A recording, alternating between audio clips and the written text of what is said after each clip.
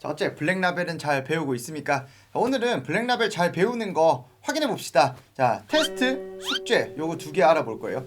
일단 애가 잘 배우고 있는지 확인하는 제일 좋은 거 테스트 보는 거겠죠. 근데 그 테스트라는 게 그 자체만으로 애들을 공부시키는 효과가 있거든요. 그래서 그냥 숙제하라고 하는 것보다 야 테스트 있으니까 공부해 이러면 긴장해서 본단 말이죠. 왠지 뭔가 테스트 하면은 열심히 해야 될 것 같은 느낌? 그런 거 있잖아요. 그래서 언제 테스트가 있다고 공지를 하고 시험 범위를 명확하게 하고 그 다음에 테스트를 본다 이렇게 되면은 학생들이 바짝 집중해서 요 기간 안에 공부를 하게 됩니다. 자, 다음 화면에서 언제 테스트 보면 되는지 제가 딱 정해드리겠습니다. 일시정지 해놓고 보시면 돼요. 자, 그러면 이 타이밍에 어떻게 테스트를 치게 하느냐?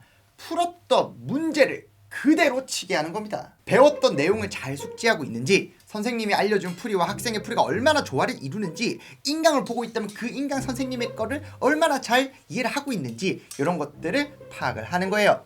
그러다 보니까 학생들 입장에서 몇몇 어려운 문제는 외워서 풀어버리는 경우도 있어요. 근데 요거 같은 경우에는 일단 요 시험 범위에 해당하는 모든 문제를 다 외우는 게 불가능할 뿐더러 몇몇 정말 소수의 문제들은 너무 막 문제가 조금 치졸하거든요, 솔직히. 그래서 학교 내신도 대비할 때 좀 그런 치졸한 몇몇 문제들을 외워서 시험을 치기도 하잖아요. 학교 내신도 그런 똑같은 방법으로 대비를 해야 되기 때문에 상관없습니다. 자, 그러면 테스트를 딱 봤어요. 테스트 결과를 놓고 봤을 때 못 따라가면 어떻게 하느냐? 학원 다니고 있다고 치면은 학원 선생님을 적당히 잘 믿어야 돼요. 그리고 선생님도 제대로 학생을 파악하고 솔직하게 말을 해줘야 됩니다. 몇몇 선생님들이 뭐 기본이 안 되어 있고 뭐 어떻게 안 되어 있는데도 학원비 좀 벌어보겠다고 그냥 꽉 데리고 있는 경우가 있는데 그런 경우는 되게 위험한 거예요. 부모님은 애가 어떻게 배우고 있는지 모르죠? 그리고 애 입장에서는 내가 노력이 부족한가? 내가 뭐 잘못했나? 이런 식으로 괜히 상처받아요. 그렇기 때문에 선생님을 굉장히 좀 믿어주셔야 되는데 선생님도 되게 양심적으로 해주셔야 돼요. 근데 그러다 보면은 못 따라가고 있는 것 같은데 학생들이 노력하고 싶어하는 경우 있잖아요. 그럴 때에는 선생님이 쿠셔닝을 잘해줘야 됩니다. 요 중간급 몇몇 문제들 있잖아요. 그런 것들을 미리 선별해가지고 애들한테 나누어 주거나 아니면은 미리 내신고쟁이 스텝 2 같은 것만 이렇게 미리 풀어본다거나 실력 정석의 필수 예제만 쪼르륵 이렇게 풀어본다거나 1등급 수학의 1등급 실전 유형 파트만 딱 풀어가지고 그거만 모르는 걸 해결한 다음에 블랙라벨 수업을 들으러 간다거나 그렇게 하면은 적당히 쿠셔닝이 잘 될 거예요. 자, 어쨌든 이렇게 해서 이제 테스트에 대한 이야기를 마치도록 하고요. 그 다음에 숙제 알아봅시다. 블랙라벨 숙제 어떻게 나가야 되느냐? 복습 숙제 말고 예습 숙제가 엄청 중요합니다. 왜냐?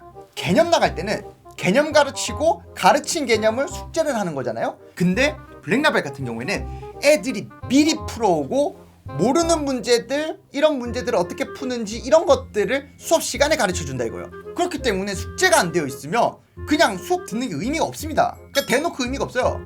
보통 숙제 안 하고 오는 애들이 되게 많아요. 의외로 진짜 많습니다. 부모님은 이거를 굉장히 심각하게 받아들이셔야 돼요. 이거 학원비도 버리고 시간도 버리고 뭐 온갖 걸 다 버리는 거예요. 본인이 어디서 막혔고 어떤 시도에서 막힌 건지 딱 적어가지고 내 단점이 뭔지 파악을 해야 되는데 그런 거 풀지도 않고 그냥 딱 수업 시간에 와요. 숙제 안 해오잖아요. 애들이 선생님 그냥 풀이 이렇게 감상하고 있어요. 그리고 감상한 다음에 뭔가 본인이 선생님 풀이대로 풀었던 것 같은 착각을 하는 거예요. 내가 이 정도 실력이 되었다고 착각을 하는 거예요.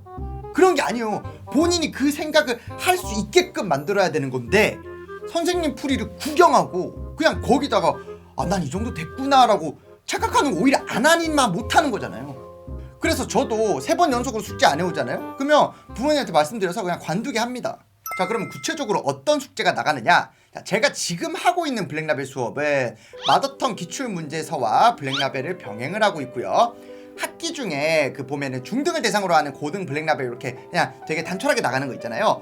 그런 경우에는 저희가 메인 학원으로 애들 막 이렇게 메인으로 다니는 학원이 아니라 이제 이렇게 다니다가 시간이 조금 남아가지고 블랙라벨을 해야지 요런 서브 학원인 경우가 좀 종종 있어요. 그렇기 때문에 다른 숙제를 잘 안 붙입니다. 그래서 무슨 말이냐면은 똑같은 블랙라벨 수업이라 할지라도 학원에 따라서 선생님에 따라서 수업에 따라서 시기에 따라서 숙제량이나 이런 것들이 다 달라요. 그래서 저도 원하는 경우에는 숙제를 더 줄 때도 있고 덜 줄 때도 있고 대신에 어떠한 케이스에서 어떤 숙제를 얼마나 많이 줄 건지를 미리 대비를 하고 있는 거죠. 지금 저희가 나가고 있는 예비 고1 대상으로 하는 블랙라벨 수업 같은 경우에는 매주 마더텅 2개 단원, 블랙라벨 2개 단원, 내신 기출 모의고사 1개, 그 다음에 그냥 모의고사 1개 이렇게 풀고 있습니다. 문제량으로 치면은 하루에 거의 80문제 정도 될 텐데 근데 생각해보면 이게 엄청 많은 거야. 하루 순수하게 수학 공부 시간이 거의 5시간 정도는 돼야 될 겁니다. 자, 그래서 이게 뭐냐면 제가 이거 말씀드리는 이유가 예비 고1이 겨울방학 때 11월 딱 그 기말고사 딱 치고 나서 11월, 12월, 1월, 2월 이렇게 4개월 동안 집중적으로 이거를 매일 이만큼씩 쫙 해버리잖아요. 그러면 수상화가 왕창 잘 되어 있어요. 되게 잘 되어 있습니다. 그렇기 때문에 요때 집중 수업을 딱 해버리면은 이 다른 학생들이 이제 학기 중에 딱 따라오기가 너무 힘들어지는 거예요. 이거 안 한 애들이.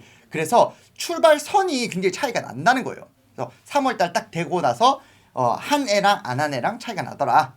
자, 그렇게 해가지고 오늘은 이제 블랙라벨 테스트와 숙제에 대해서 알아봤고요. 그 다음에 이제 실제로 우리 애들이 어떤 식으로 풀어왔고 이런 것들을 케이스를 토대로 해가지고 다음에 알아보도록 하겠습니다. 감사합니다.